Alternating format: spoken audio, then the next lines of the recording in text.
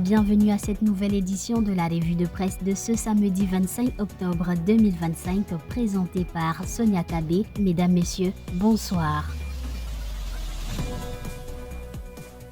L'ancien président Andry Rajoelina a officiellement perdu sa nationalité malgache selon un décret publié au journal officiel de ce vendredi 24 octobre, signé par le Premier ministre. L'ex-chef de l'État ne conserve désormais que sa nationalité française acquise par naturalisation en 2014. Une décision qui découle de l'article 42 du Code des nationalités malgaches qui stipule qu'un citoyen ayant acquis volontairement une nationalité étrangère perd automatiquement la nationalité malgache.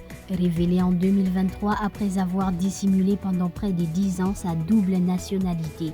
Ce retrait intervient dans un contexte de forte instabilité politique marqué par le mouvement Gen Z à l'origine du renversement de son régime. 53,66% des suffrages pour Paul Biya contre 35,19% pour Issatiroma Bakari. Tels sont les résultats provisoires de la présidentielle du 12 octobre annoncée par la Commission nationale de recensement. Plusieurs partis dont Héritage ont dénoncé des irrégularités et réclamé un recomptage partiel. Le Conseil constitutionnel a rejeté ces recours ce 24 octobre, les déclarant irrécevables. Selon Jeune Afrique, le chef de l'État aurait proposé à son rival le poste de Premier ministre dans une tentative d'apaisement. Malgré cela, des manifestations se poursuivent dans le Grand Nord ainsi que dans d'autres villes du Cameroun où les partisans de l'opposition réclament la vérité des urnes. Les résultats définitifs sont attendus ce 26 octobre dans un climat politique assez tendu.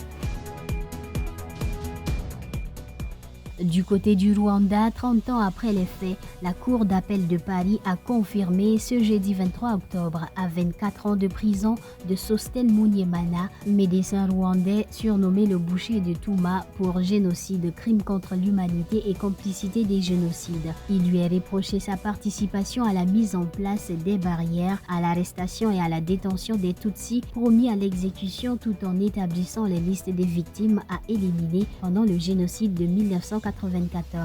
Installé en France depuis 1994, il aurait toujours nié les faits qui lui sont reprochés.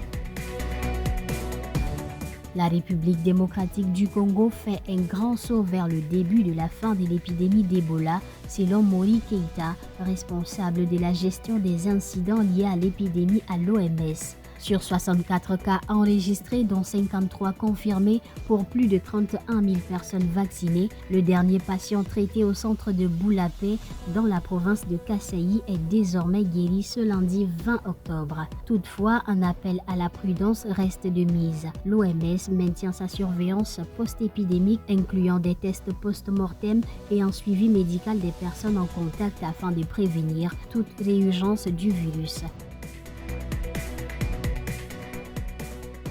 Ce fut un plaisir d'avoir partagé avec vous l'essentiel des informations de cette semaine. Mesdames, Messieurs, je vous donne rendez-vous le samedi prochain sur les mêmes canaux de diffusion.